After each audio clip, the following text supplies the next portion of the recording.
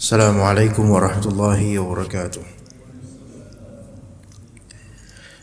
Innal hamdalillah nahmaduhu wa nasta'inuhu wa nastaghfiruh wa na'udzu billahi min shururi anfusina wa sayyiati a'malina. May yahdihillahu fala mudilla lahu wa may yudlil fala hadiya lahu. Asyhadu an la ilaha illallah wahdahu la syarika lahu wa asyhadu anna Muhammadan 'abduhu wa rasuluhu la nabiyya ba'dahu. قال الله تعالى في كتابه الكريم يا أيها الناس اتقوا ربكم الذي خلقكم من نفس واحدة وخلق منها زوجها وبث منهما رجالا كثيرا ونساء واتقوا الله الذي تساءلون به والأرحام إن الله كان عليكم رقيبا. وقال يا أيها الذين آمنوا اتقوا الله حق تقاته ولا تموتن إلا وأنتم مسلمون. وقال تعالى يا أيها الذين آمنوا اتقوا الله وقولوا قولا سديدا يصلح لكم أعمالكم ويغفر لكم ذنوبكم ومن يطع الله ورسوله فقد فاز فوزا عظيما. فإن أصدق الحديث كتاب الله وخير الهدي هدي محمد صلى الله عليه وسلم وشر الأمور محدثاتها وكل محدثة بدعة وكل بدعة ضلالة وكل ضلالة في النار. Amma ba'd. Jemaah sekalian, ikhwan dan akhwat, para aba dan ummahat rahimani wa rahimakumullah. Melanjutkan pembahasan tentang masalah dzikrul maut. Ada beberapa hal yang akan kita tuturkan di majelis pagi hari ini insyaallah taala, yang kaitannya dengan masalah sakhat atau murka atau tidak ridha terhadap takdir Allah Ta'ala, dan juga masalah pandangan mata itu mengikuti roh ketika wafat. Kita ambil dari kitab Al-Qaul Mubin karya Syekh Masyhur bin Salman atau bin Hasan Al-Salman hafizahullah ta'ala. Dalam pasal kedua beliau menyebutkan beberapa munkarat tahsulu ba'dal wafat, yaitu beberapa kemungkaran yang terjadi setelah wafatnya muslim. Yang paling pertama beliau sebutkan dalam kitab yaitu as-sakhat wa 'adamur ridha biqada'illahi wa qadarihi. Murka, benci dalam artian tidak terima dengan qada dan qadarnya Allah Ta'ala. Kata beliau hafizahullah, yatajalla dhalika fi talaffuzil ba'di bi'ibaratin fiha tasakhutun wa tadajjur. Tampak kemurkaan manusia terhadap takdir Allah Ta'ala itu tampak di lafal, tampak di kalimat, di ucapan yang mengandung kebencian, kemurkaan terhadap takdir. Bal qad takunu wal-'iyadhu billahi ta'ala ibaratan kufriyah. Bahkan kadang-kadang na'udzubillah, kalimat-kalimat yang terucap itu kalimat-kalimat kufur. Wa yashabuha ba'dul af'alil mustaqbahah. Dengan sambil mengucapkan kalimat-kalimat kufur itu karena menggugat takdir, ditingkahi pula dengan perbuatan-perbuatan mustaqbahah, perbuatan-perbuatan yang buruk. Wa kullu hadza yunafi as-sabra wa yahjibul ajra. Hal-hal seperti ini, yaitu tidak terima dengan takdir, mengucapkan kalimat-kalimat kufur, atau bertingkah dengan tingkah yang buruk menghadapi kematian orang yang dicintai misalnya. Ini semua menafikan kesabaran dan menutup ganjaran. Bal qad yujibul ithma wa yalhaqal wizra. Bahkan kadang-kadang bisa melazimkan adanya dosa mengharuskan adanya dosa gara-gara kalimat-kalimat dan perbuatan buruk tersebut. Wa an Abi Salamata,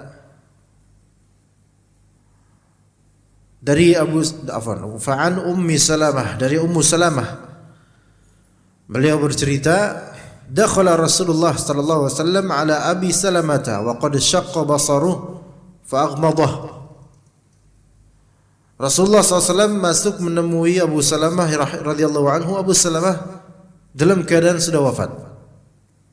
Abu Salamah dalam keadaan sudah wafat. Wa qad syaqqa basaruhu fa aghmadah. Matanya terbuka, matanya ketika wafat matanya terbuka. Fa aghmadah, maka beliau kemudian nutup mata tersebut. Ya, sebagai mayit ditutup matanya. Gitu ya.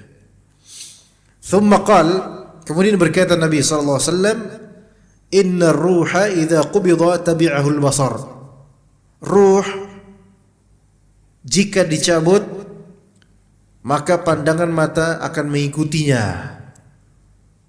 Ruh ketika dicabut maka pandangan mata akan mengikuti arah keluar ruh tersebut.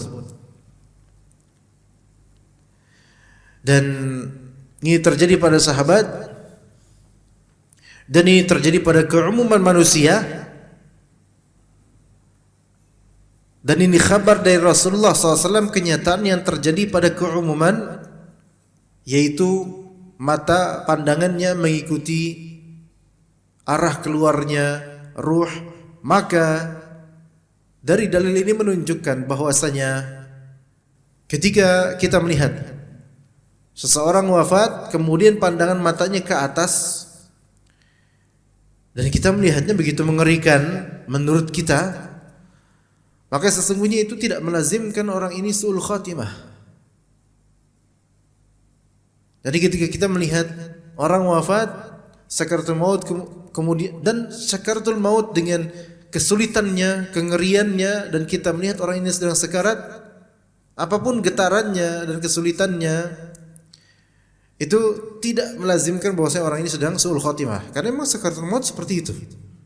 Kemudian ketika wafat, pandangan matanya naik ke atas, dan menurut kita ini mengerikan, pemandangan yang mengerikan bagi kita yang masih hidup. Tapi pemandangan seperti ini pemandangan yang umum untuk ruh dan fisik orang yang wafat. Maka tidak bisa kita ambil kesimpulan dari situ bahwasanya kalau pandangan matanya ke atas kayak gini ketika wafat maka dia su'ul khatimah, enggak. Karena Abu Salamah radhiyallahu anhu sepertinya terjadi padanya seperti itu, sebagaimana keumuman dari manusia. Karena kata Nabi SAW, "Inna ruha idza qubida tabi'ahul basar." Ruh itu ketika qubida itu berarti ada genggaman, dicabut genggaman gini, dicabut. Qubida tabi'ahul basar, maka pandangan mata itu mengikutinya. Dan ini juga menunjukkan mafhum dari sini bahwasanya ketika melihat waqi' dan kenyataan pada orang-orang, diawali keluarnya ruh itu paling diawali kaki ke atas, ke atas, ke atas, ke atas, ke atas, ke atas. Seperti itu sebutnya. Ya. Maka fadhajja nasun min ahli. Kemudian kata Ummu Salamah, orang-orang di keluargaku kemudian mulai berbisik-bisik, mulai berkata-kata ketika mendengar Nabi SAW mengucapkan seperti itu. Maka berkata kemudian Nabi SAW, "La tad'u ala anfusikum illa bi khair." Jangan kalian doakan keburukan bagi diri kalian kecuali doakanlah kebaikan. Ini nanti akan kita bahas insyaallah sesuai dengan penjelasan di kitab. Dalam riwayat lain kata Nabi sallallahu alaihi wasallam, "Idza hadartumul mayyita faqulu khaira fa innal malaikata yu'minuna 'ala ma taqulun." Idza hadartumul mayyita, jika kalian menghadiri dalam rangka ta'ziyah untuk mayit, faqulu khaira, maka berkatalah yang baik saja. Berkatalah yang baik saja, khalas. Apapun indikator yang menurut kita kelihatan orang ini nih matinya nggak enak gitu, tetap bicara baik dan tutup aibnya. Bicara baik. Fa innal malaikata yu'minuna ala ma taqulun. Sesungguhnya malaikat mereka mengamini apa yang kalian katakan. Malaikat yu'minun, mengamini apa yang kalian katakan. Ini yang kata sebagian kita, hati-hati diamini sama malaikat gitu. Ya benar. Ada dalilnya. Namun dalil ini konteksnya dalam konteks apa? Konteks menghadiri ta'ziyah mayit. Apakah di setiap kalimat itu malaikat akan mengamini kalimat kita? Wallahu a'lam, tidak di semua konteks. Tidak di semua konteks. Ya. Walaupun bisa terjadi di konteks biasa, kita ngobrol-ngobrol, kita bicara apa, diamini malaikat mungkin. Ya, tetapi tidak selalu seperti itu. Apalagi kalimat-kalimat yang buruk dan doa-doa yang tidak baik itu insyaallah mudah-mudahan tidak diamini oleh malaikat. Mudah-mudahan. Walaupun bisa jadi. Ya. Kemudian kata Rasulullah SAW berdoa, Allahumma ighfir li Abi Salamata warfa' darajatahu fil mahdiyyin. Ya Allah, ampunilah Abu Salamah dan angkatlah derajat beliau di Mahdiyin, yaitu orang-orang yang dapat petunjuk. Wakhlufhu fi aqibihi fil ghabirin, dan turutkanlah setelahnya beliau berada di al-ghabirin. Ya, al-ghabirin yaitu di sini maksudnya setelah kepergian beliau, wakhlufhu fi aqibihi al-ghabirin, setelah kepergian beliau maka berikanlah ya Allah khalifah buat dia.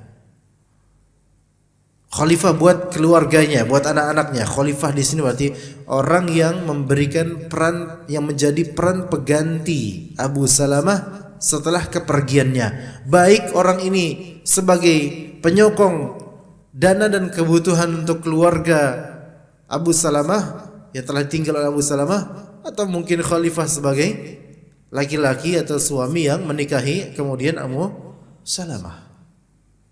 Ya, ini di antara sunnah Nabi jemaah.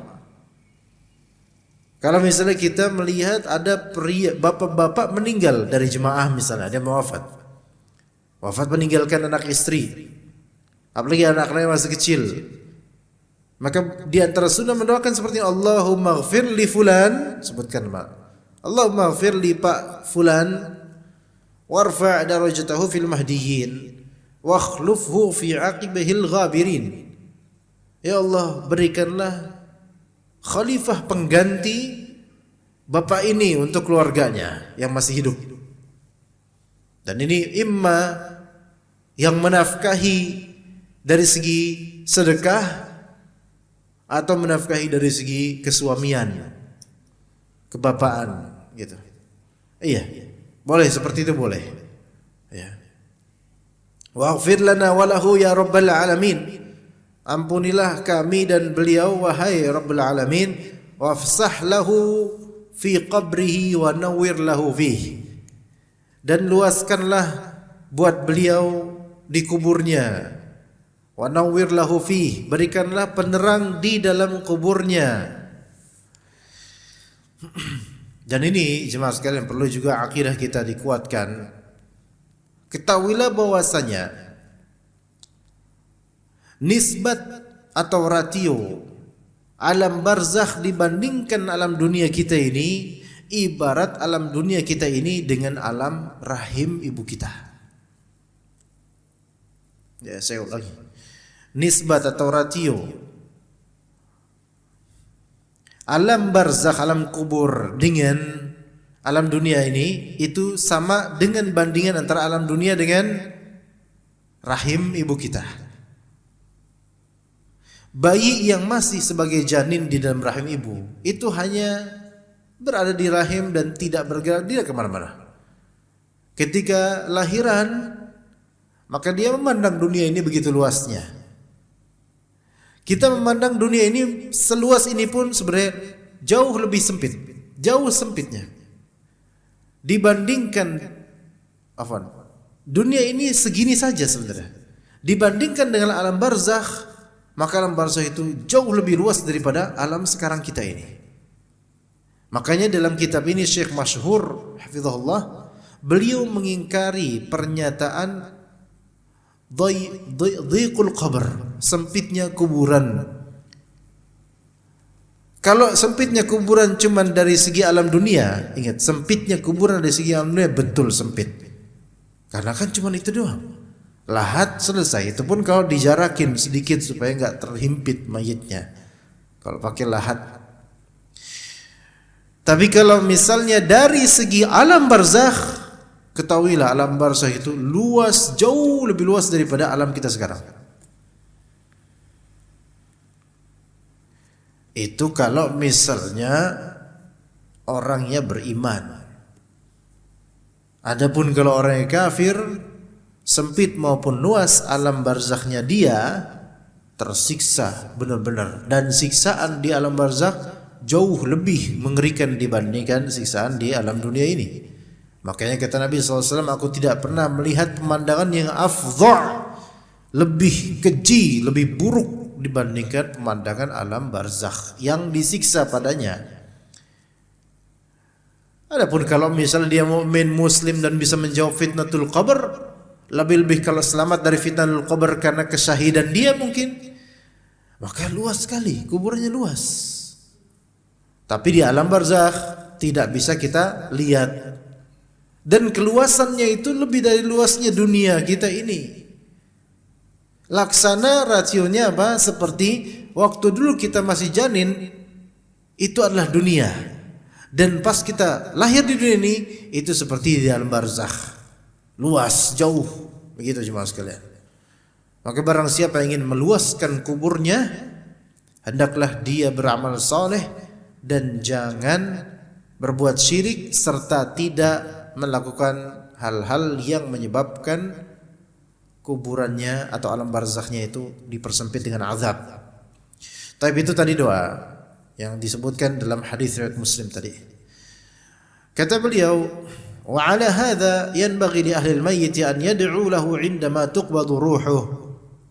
Berdasarkan hadis ini, maka selayaknya keluarga mayit mendoakan buat mayit ketika dicabut ruh mayit tersebut.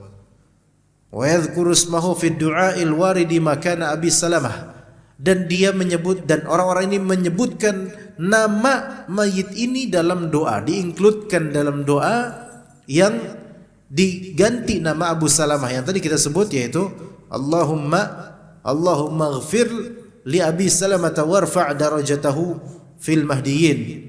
Allahumma ighfir li Pak Fulan, Allahumma ighfir li walad Fulan, Allahumma ighfir, disebutkan namanya. Dan ini menjadi dalil jemaah sekalian, bolehnya kita berdoa atau mendoakan seseorang dengan menyebut nama. Ini salahnya sebagian orang nih, menyangka bahwa dalam berdoa enggak boleh sebut nama. Khata'. Salah. Karena di antara contoh Nabi SAW, dalam beberapa contoh Nabi SAW berdoanya menyebut nama seseorang, terutama doa kebaikan. Doa kebaikan. Karena saya pernah menemukan suatu meme, yaitu poster dakwah. Sudahlah, jangan lagi sebut nama fulanah kalau kamu ingin menikah. Ya. Dengan alasan supaya kalau nanti enggak jadi sama dia enggak terlalu sakit hatinya. Lah ini kenapa? Siapa yang larang? Boleh menyebut nama seseorang kalau kita punya niatan padanya. Boleh. Dengan dalil beragam kias dari apa yang diperbuat oleh Rasulullah SAW. Tapi kemudian pertanyaan, boleh enggak ketika lagi sholat menyebut nama? Dalam doa, dalam sholat? Jawabannya boleh. Karena Nabi SAW pernah melakukannya, bahkan mengucapkan doa keburukan untuk orang-orang yang memang buruk menurut beliau SAW dalam salatnya, bahkan bisa dalam kunutnya. Maka yang seperti ini tidak ada masalah. Misalnya dalam kunut nazilah, di setelah ruku' berdiri, kemudian baca wirid, kemudian setelah itu doa kunut nazilah, dan di antara konten doa tersebut, ya Allah hancurkanlah negeri Yahudi misalnya. Yahudi menyebut nama, enggak ada masalah. Enggak ada masalah. Ya. Apalagi kalau doa kebaikan. Ya, jadi begitu cuma sekali tidak seperti yang disangkakan sebagian orang bahwasanya kita enggak boleh nyebut nama apapun dalam berdoa. Udahlah, global aja, serahin kepada Allah. Ya akhi, antum kalau memang antum pengen mendoakan tentang seorang, tafadhol, silahkan, apalagi doa kebaikan.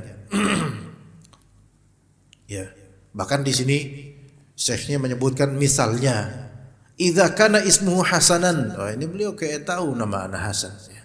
Misalnya kalau misalnya nama orang mayit tersebut Hasan, ya, maka boleh dia bicara berdoa gini, Allahumma ighfir li Hasan warfa' darajatahu fil mahdiin, boleh. Ya kalau nggak bisa bahasa Arabnya, bahasa Indonesia, ya Allah ampunilah Hasan dan angkat derajatnya ya Allah, gitu boleh, nggak masalah, ya, nggak masalah. Kemudian berkata Al-Imam An-Nawawi rahimahullah, fihi nadbu ila qaulil khairi hina idzin min ad-du'a wal istighfar lah wa talabil lutfi bih. Dalam hadis ini ada anjuran untuk berucap yang baik-baik saja ketika mendoakan dan beristighfar buat dia, dan memintakan kelembutan Allah terhadapnya, wa takhfifi anhu wa nahwi, dan meminta takhfif, keringanan dari Allah buat dia. Wa fihi hudurul malaikati hina idzin wa ta'minuhum, dan juga dalam hadis ini menunjukkan bahwasanya ketika mayit ini wafat, hadir malaikat-malaikat ketika itu, dan malaikat-malaikat itu juga bisa mengaminkan apa yang diucapkan oleh orang-orang sekitar mayit.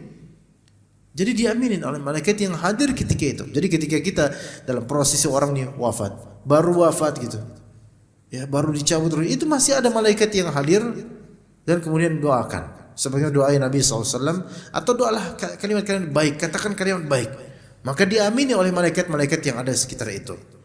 Ya, begitu.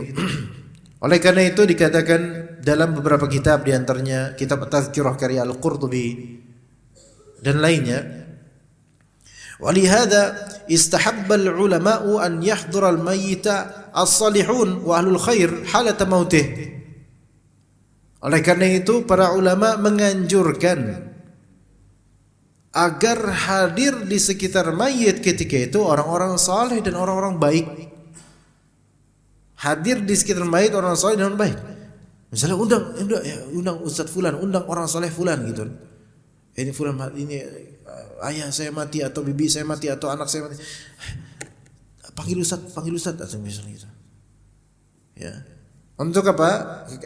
Ketika wafat, liudzakiruhu, agar orang-orang saleh ini mengingatkan orang-orang ini, atau sebelum wafatnya orang saleh ini mengingatkan calon mayit ini, atau setelah wafatnya, wa yad'u lahu wa liman yakhlufuh, dan mendoakan kebaikan buat mayit, juga mendoakan kebaikan buat orang-orang yang ditinggalkan oleh mayit. Ya. Nah ini, karena biasanya kalau orang saleh, orang punya nama di keluarga, orang punya kebaikan yang dikenal oleh orang-orang, kehadiran sosok mereka itu membantu mereka untuk mendoakan kebaikan, membantu untuk menghindari keputusasaan, membantu sikap ghulu dan berlebihannya sebagian perempuan.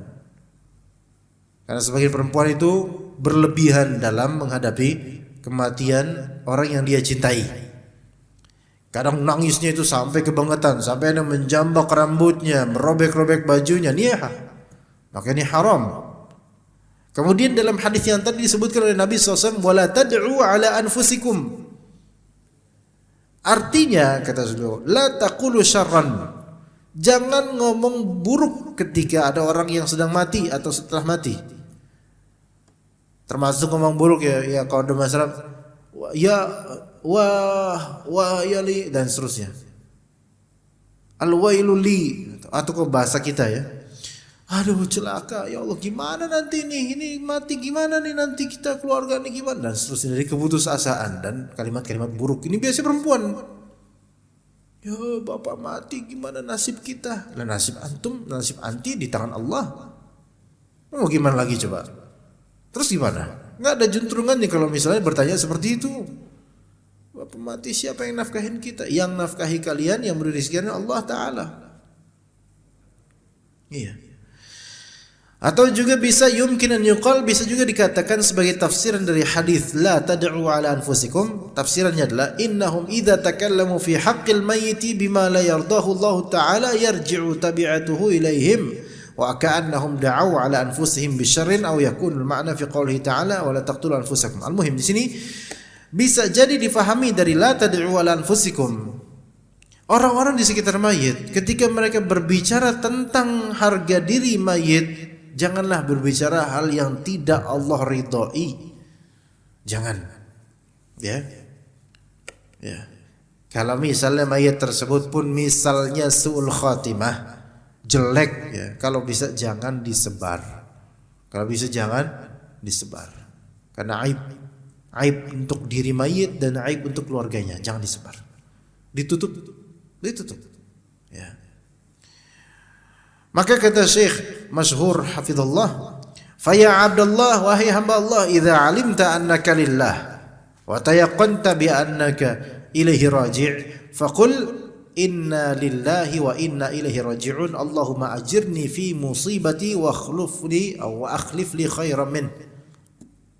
Maka wahai hamba Allah, wahai jemaah Baitur Rahim, wahai kita semua, idza alimta annaka lillah, kalau engkau tahu bahwasanya dirimu itu milik Allah, wa tayaqqanta bi annaka ilaihi raji', dan engkau yakin bahwasanya engkau akan kembali kepada Allah Ta'ala pada waktunya nanti, entah kematian nanti sebabnya apa, maka katakanlah ketika tertimpa musibah dari sekarang, katakan tertimpa musibah dari sekarang, kematian siapapun, inna lillahi wa inna ilaihi raji'un.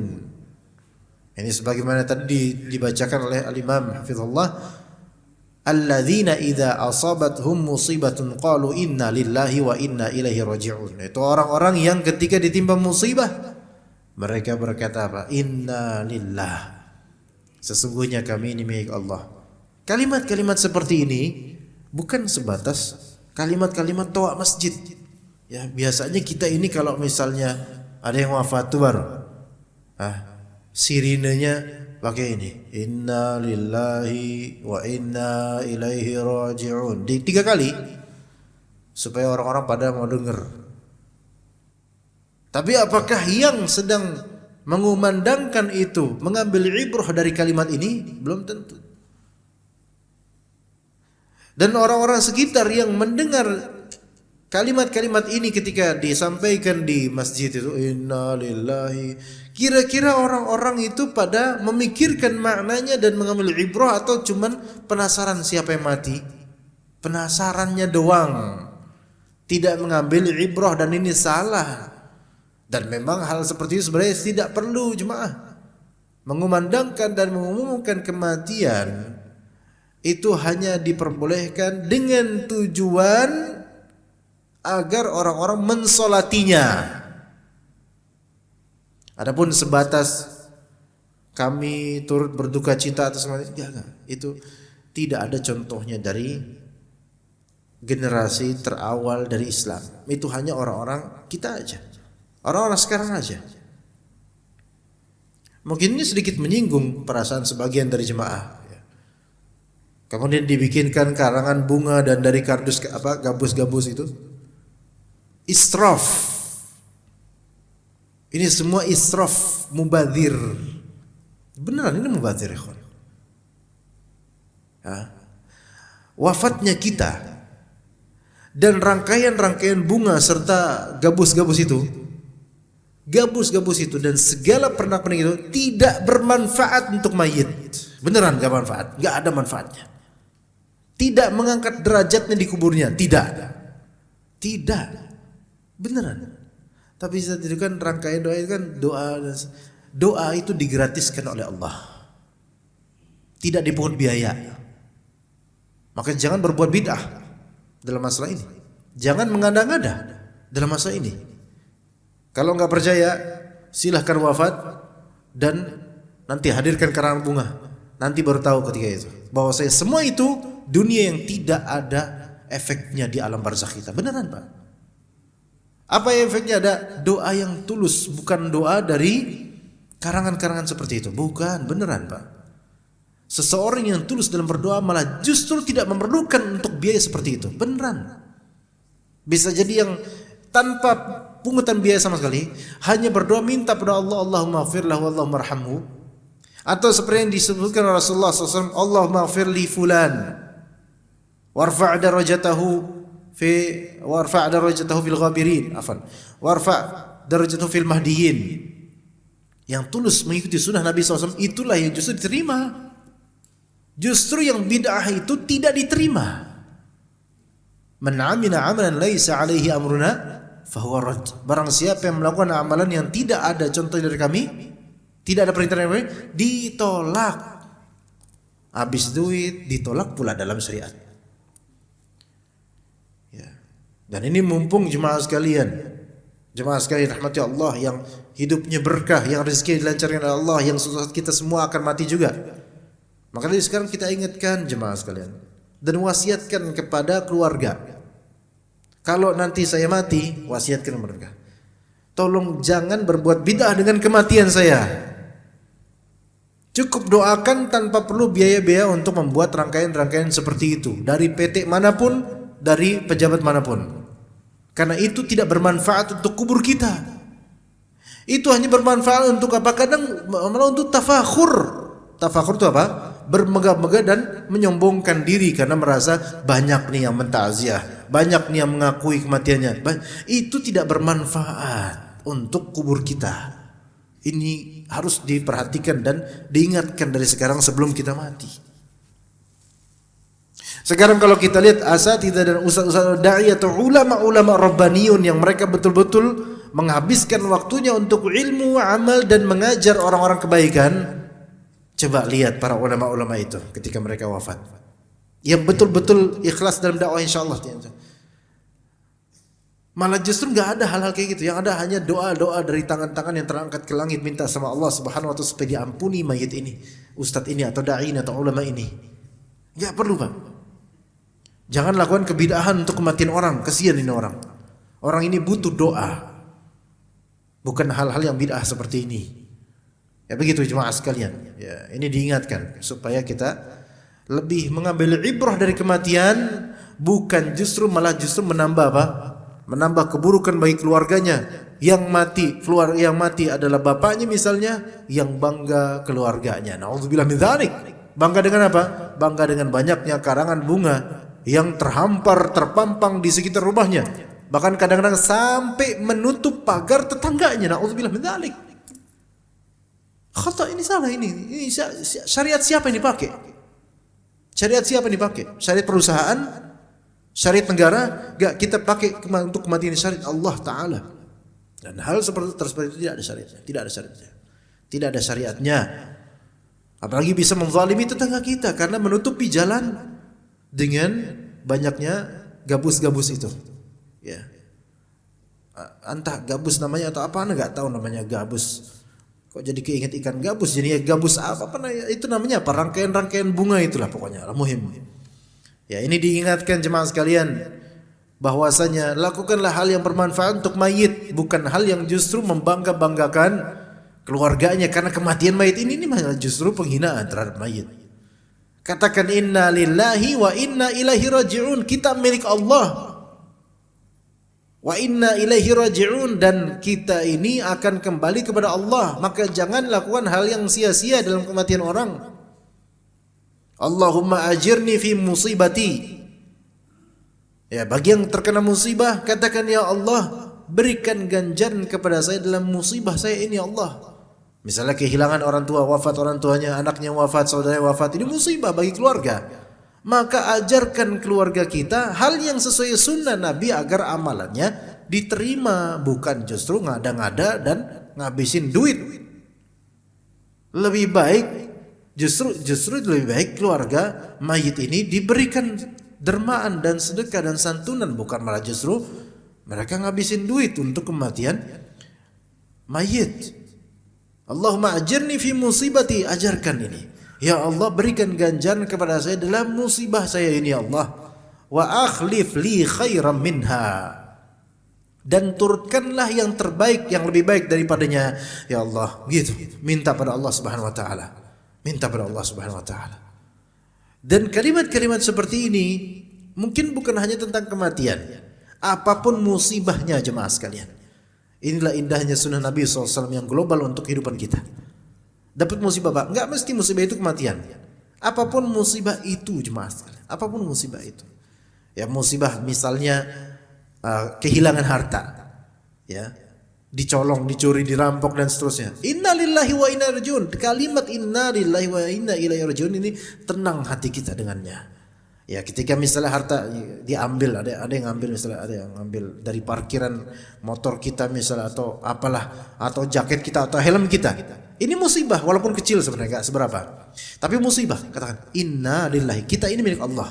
Sampai helm kita, motor kita, jaket kita milik Allah Ta'ala, semua milik Allah. Lillahi mulkus samawati wal ard, milik Allah. Wa inna ilaihi raji'un, kita itu akan kembali kepada Allah. Maka apa yang hilang ini, sungguh kembalinya kita kepada Allah itu jauh lebih penting, lebih mengerikan, karena ada hisabnya dibandingkan kehilangan hal-hal yang kecil seperti helm dan semisalnya. Iya. Kemudian minta sama Allah berikutnya, enggak cukup inna wa inna ilaihi raji'un, minta sama Allah, ya Allah, Allahumma ajirni fi musibati.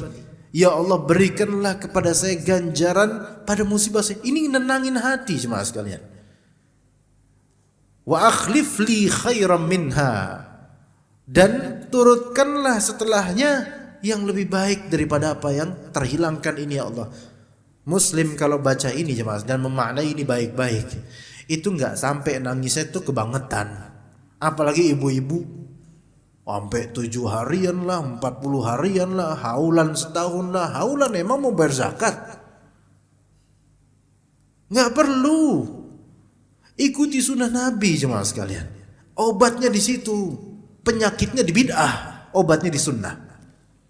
Penyakitnya masyarakat di bid'ah, obatnya syifatnya di sunnah Nabi SAW. Dan sunnah Nabi rata-rata gratis Pak, enggak butuh biaya besar. Bid'ah enggak ada yang gratis. Bukan kadang-kadang banyak yang enggak gratis, bahkan butuh biaya juta-jutaan. Bahkan kadang-kadang saya punya saudara agak jauh sedikit, saudaranya maksudnya paman tapi sana lagi lah. Wafat keluarganya, wafat sang bapak, ya mertuanya paman saya, agak jauh lah, ya, mertuanya paman saya jauh. Wafat bapaknya, ya mertua itu wafat, itu sampai ngutang 20 juta demi apa? Demi tahlilan. Padahal lagi butuh duit di desa kampung, penghasilan sedikit, ngutang 20 juta untuk tahlil. Yang senang siapa? Yang senang ustadznya. Makanya sampai ada ustadz bilang, kami itu senang kalau ada orang mati. Kenapa? Karena ada undangan. Allah musta'an, ini kayak gini gimana? Lihat Rasulullah ketika Abu Salamah wafat, apakah keluarga Abu Salamah mengeluarkan uang begitu dirham berapa? Enggak. Rasulullah datang gratis. Dan Rasulullah mendoakan, mengajarkan, selesai urusan, dah itulah dunia selesai, akhiratnya nanti kita cari pahala. Begitu jemaah sekalian. Ya, maka berkata Sa'id bin Jubair rahimahullah, laqad u'tiyat hadhihi al-ummatu 'inda al-musibati ma lam tu'tal anbiya'u qablaha. Inna lillahi wa inna ilaihi raji'un. Umat ini kita nih, umat Islam, ana dan juga antum jemaah, umatnya Nabi Muhammad alaihissalam. Umat ini telah diberikan karunia di sisi musibah. Musibah itu pasti ada, di seluruh umat musibah itu ada. Tapi umat ini khusus mendapatkan suatu karunia yang tidak diberikan oleh Allah kepada nabi-nabi sebelum umat ini. Umat ini dapat karunia di sela-sela musibah yang tidak diberikan karunia ini kepada nabi-nabi sebelum umat ini. Apa itu?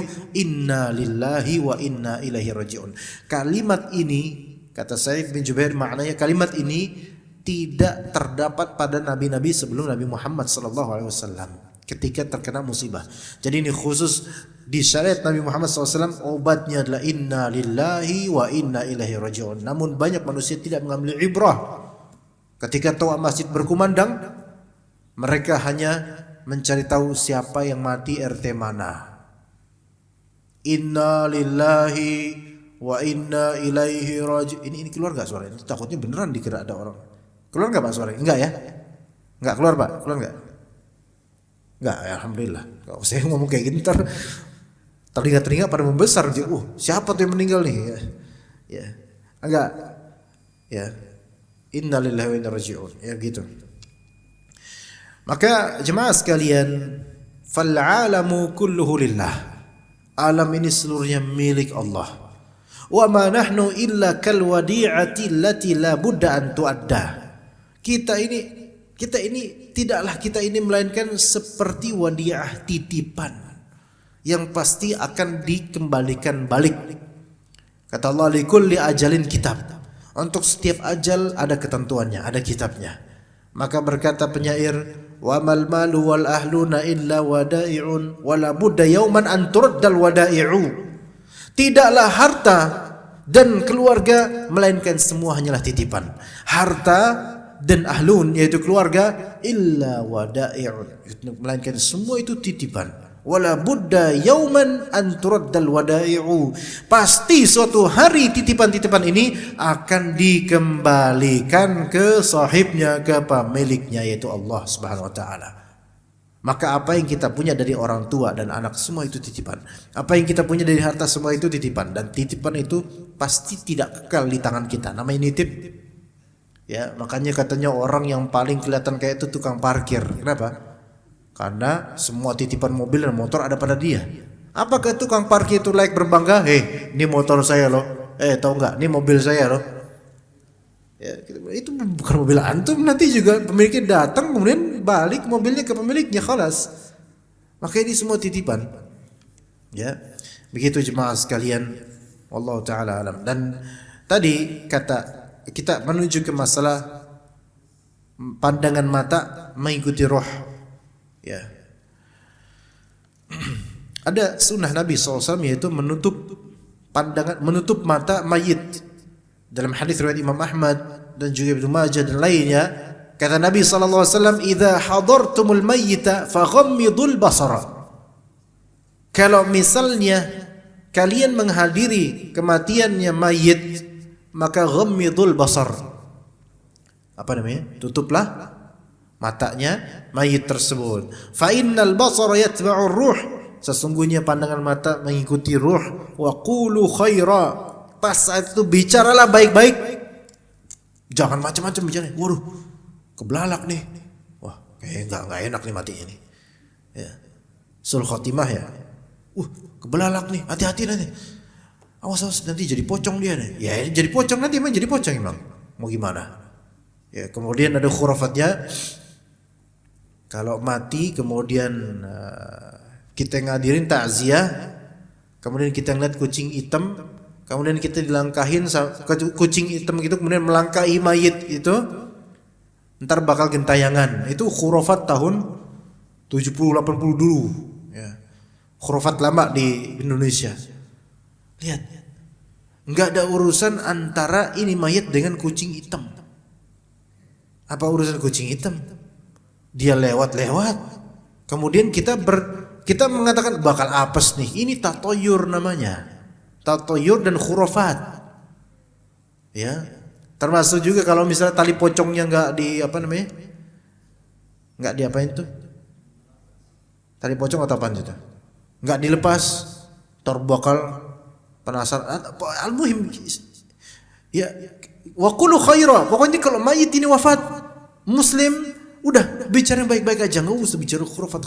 Ntar ada ini. Ntar nggak ada apa-apa. Yang ada insyaallah doakan baik-baik buat dia. Fa innal malaikata tu'minu ala du'ai ahli bait. Sesungguhnya malaikat itu akan mengamini doa-doa ahli bait, yaitu orang yang ada di rumah tersebut atau keluarganya. Ya, keluarganya juga bicara macam-macam bicaranya. Ya. Ya begitu jemaah sekalian, kayak kata para ulama menganjurkan sebagaimana dalam hadis ini, yaitu ketika mata dari mayit tersebut terbuka maka tutuplah agar pemandangan itu lebih baik, dan ini termasuk ikramul mayit, memuliakan mayit dan menzahirkan dari mayit ini mazhar yang hasan, penampilan yang baik. Penampilan yang baik. Kecuali kalau udah berusaha ditutup, enggak ketutup-tutup. Nah, ini kok ini Allah alam deh. Susah. Kebuka lagi. Ya udah enggak usah dialatin, enggak usah diakalin, Pak. Enggak usah, udah biarin aja khalas kayak gini. Dibuka, udah tutup. Apa? Bulu matanya yang lentik itu diginiin. Merem enggak? Enggak mau dia. Ya tetap kayak itu, serem jadinya. Ya udahlah, ditutup pakai kain aja, enggak usah. Ya. Atau dijepit pakai apa? Enggak usah, khalas biarin aja ini. Jadi menutup ini sunnah. Kalau enggak tertutup, ya khalas, enggak masalah insyaallah taala. Ya mungkin untuk materi kita cukup sampai situ jemaah sekalian. Jika ada pertanyaan dipersilahkan, jika tidak ada ya mungkin kita cukupkan sampai sini insyaallah. Waalaikumsalam. Fadhal.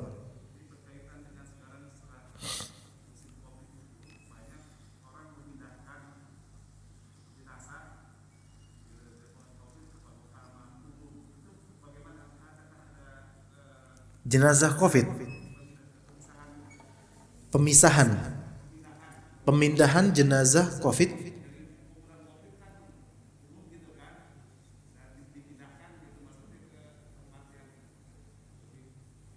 Yang mindahin siapa, Pak?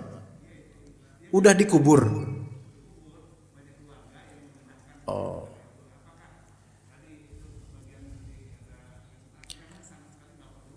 Ya. Oh. Baik. Udah terlambat, Pak. Terlambat, Ustaz. Ya. Pertama, pemindahan mayat Covid. Enggak bagus juga kita sebut mayat Covid ya. Mayat yang divonis mati wafat karena kena Covid gitu ya. Dipindahkan oleh pihak keluarga ke pemakaman umum. Ini hal yang makruh atau minimal makruh. Karena ini namanya nabsul qabr bi ghairi hajah. Nabsul qabr itu nabs itu ada apa Indonesia ya, Pak? Menggali tapi untuk diambil lagi itu apa namanya? Membongkar kuburan tanpa hajat. Dan ini bukan hajat. Memindahkan ke pemakaman umum bukan hajat. Itu hanya keinginan keluarga atau gengsi keluarga aja.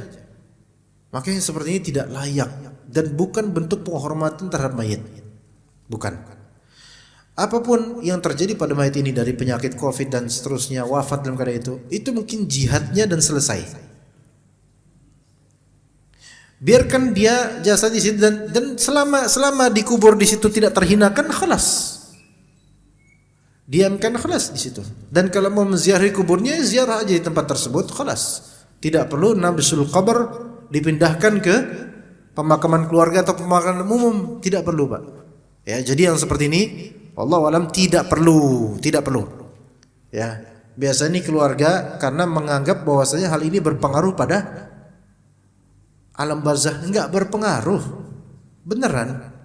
Alam barzah itu enggak berpengaruh. Misalnya seseorang wafat karena Covid kemudian kan dibalutin sama diurat gitu ya, Pak, oke apa gitu. Itu enggak berpengaruh pada alam barzahnya. Enggak berpengaruh. Jadi apapun bentuk kematiannya itu sebenarnya enggak berpengaruh pada alam barzahnya secara fisik, bentuk kematian secara fisiknya. Tapi amalannya itu yang berpengaruh pada alam barzahnya. Dari hadis Bukhari, ada seorang dahulu di kalangan Bani Israel. Dia pendosa, banyak berbuat dosa. Orang tua ini ketika mau wafat dipanggil anak-anaknya. Kalau misalnya bapak wafat, nanti tolong bakar jasad bapak dan ketika jadi debu atau remah-remah abu, sebarkan di bumi, sebarkan di laut, di angin-angin supaya tersebar. Matikan orang ini, mati. Ditunaikan wasiat tersebut walaupun sebenarnya haram. Apakah berpengaruh terhadap alam barzahnya? Tetap alam barzahnya ada buat bapak ini. Ya, jadi pemikiran keluarga ini harus dibenahi. Apa fungsinya kalau dia dipindah? Kalau cuman karena gengsi semata, ya akhi, takillah. Kalau cuman gengsi doang, nggak perlu gengsi-gengsian dalam masalah ini. Dan tidak menghinakan mayit, orang wafat karena Covid tidak menghinakannya. Tidak, orang tidak terhina dengan wafat karena Covid. Bahkan boleh jadi ketika dia sakit, dia berjihad dengan sakitnya itu, boleh jadi insya Allah husnul khatimah. Dan semoga Allah Ta'ala catat mereka sebagai orang-orang husnul khatimah dengan penyakitnya itu. Dan Allah Ta'ala ganjari mereka kebaikan dan wafatkan mereka dalam keadaan baik. Dan Allah Ta'ala gantikan untuk mereka yang jauh lebih baik di alam barzakh nanti. Itu. Kemudian yang kedua tadi apa Pak ya?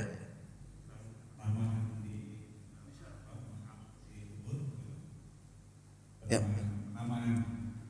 Oh, penamaan. Penamaan di batu nisan, hal tersebut tidak baik dan tidak perlu dilakukan.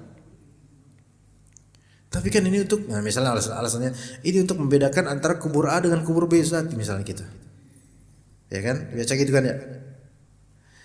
Tidak, cukup dicatat mungkin di kantor apa namanya, bukan kantor ya. Di pengurus kuburan itu. Ya. Bahwa saya di blok sekian ini kuburnya fulan. Nah, situ dah. Seperti kuburan di Baqi', di Madinah dan lainnya. Berapa banyak itu kuburan. Bahkan sebagian sahabat dikubur di situ. Ketahuan namanya? Enggak ketahuan. Sebagian enggak ketahuan di kuburan siapa. Ya. Adapun penulisan nama kubur, nama dan seterusnya, tanggal lahir. Sekarang tanya, itu dari Islam atau dari Nasrani? Silakan riset. Dari Islam atau dari Nasrani? Bukan dari Islam. Itu adalah kebiasaan mereka, baik Nasrani atau agama lain. Beneran Pak. Ini kalau kita mau udkhulu fis silmi kafah, masuklah Islam secara menyeluruh. Lihat juga di masalah ini, masalah nisan dan nama-nama tanggal lahir. Nama fulan binti fulan, fulan bin fulan, kemudian tanggal lahir, tanggal wafat. Ini siapa yang mengadakannya awalnya? Bukan orang Islam. Kita cuma ikut-ikutan. Apakah dengan keberadaan nisan ini akan berfaedah buat kubur dia? Tidak. Tidak berfaedah buat alam barzakh dia? Tidak. Tapi Ustaz, oke, enggak pakai penulisan, tapi kita taburkan bunga. Tidak bermanfaat untuk mayit tersebut. Bahkan justru ini merupakan tasyabbuh bil kuffar, menyerupai orang-orang kafir, karena tradisi tabur bunga, nyekaran itu pada asalnya orang-orang Nasrani yang awal melakukannya. Lihat, kita sebenarnya banyak kemunkaran dan ini disebutkan semua dalam kitab ini. Kemunkaran kita itu terlalu banyak dalam masalah ini. Hanya pembahasan yang kurang panjang atau kurang disebar karena sudah kadung tradisi. Maka jemaah sekalian, bagi yang mungkin ingin betul-betul clean dan bersih insyaallah dalam kematiannya, wasiatkan kepada keluarga, kalau saya mati tolong jangan berbuat bid'ah. Sesuaikan dengan sunnah betul-betul. Iya, sesuaikan dengan perintah Nabi SAW. Itu akan lebih menyenangkan dan menenangkan mayit insyaallah, dengan amalan soleh keluarga yang betul-betul mengamalkan sunnah untuk mayit ini. Wasiatkan begitu jemaah sekalian. Bahkan Imam Nawawi dan lainnya dari ulama Syafi'iyah, mereka menyebutkan dalam kitab mereka, dianjurkan bagi calon mayit untuk berwasiat kepada keluarganya agar tidak berbuat bid'ah ketika dia wafat. Bahkan sebagian sahabat juga mengatakan begitu. Ketika aku wafat, tolong jangan arak-arakin diriku ketika wafat. Ada yang bilang gitu. Iya, karena itu tidak dia arak-arakin kayak dibangga-banggain fulan wafat dan seterusnya. Itu tradisi, bukan tradisi Islam. Maksudnya diarakin bukan mengantar jenazah ke kubur, bukan. Diarakin kemana-mana supaya orang-orang pada tahu kalau dia telah wafat. Enggak. Ini enggak layak seperti ini. Ya, jadi begitu Pak ya. Ya. Hanya kemudian kalau memang nanti misalnya kita wafat, kita udah kita berpesan jangan lakukan hal-hal seperti jangan diubinin, jangan ternyata keluarga kita melakukannya, maka insyaallah mudah-mudahan tidak bermadarat pada mayit, karena itu adalah amalan orang lain. Wala taziru waziratu wizra ukhra. Dosa orang lain tidak nimpa ke dosa orang yang tidak memperbuatnya. Begitu Pak ya. Semoga manfaat insyaallah taala. Ya, mangga. Ya, silakan.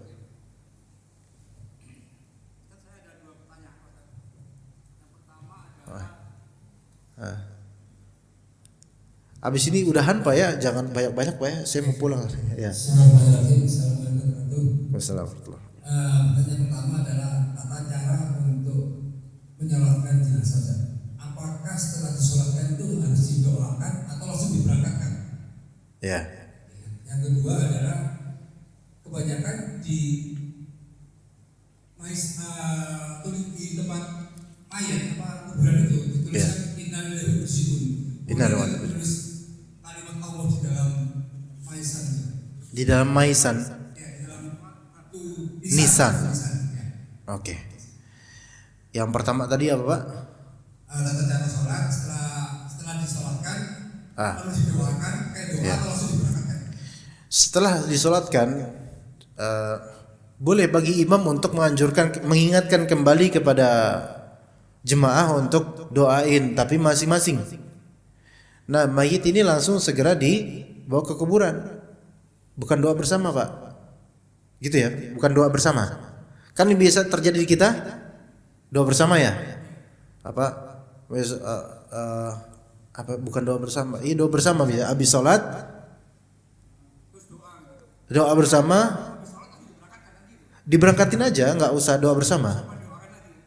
Doakan masing-masing di individu, serahkan ke masing-masing, bukan doa bersama. Bukan. Dibebaskan, fadl masing-masing mau doakan.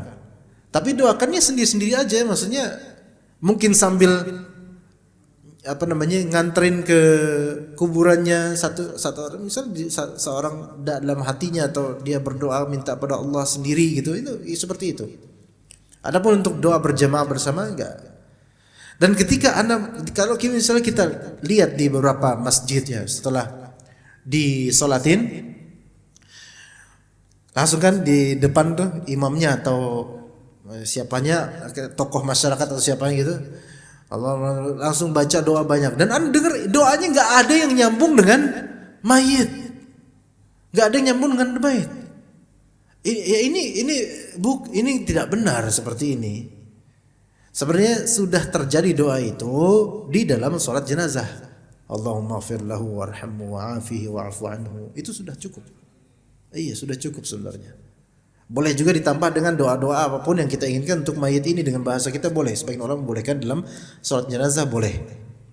Ya begitu Pak. Ya jadi nggak perlu ada doa berjamaah. Begitu juga dengan di pemakamannya nggak perlu sampai doa berjamaah. Mau doain silahkan, tafadhol, tapi nggak sampai berjamaah. Kalau bisa nggak usah berjamaah. Ya begitu doanya ya. Begitu. Yang kedua apa tadi Pak ya? Ya, menulis inna lillahi wa inna ilaihi raji'un dalam di batu sini termasuk kebidahan.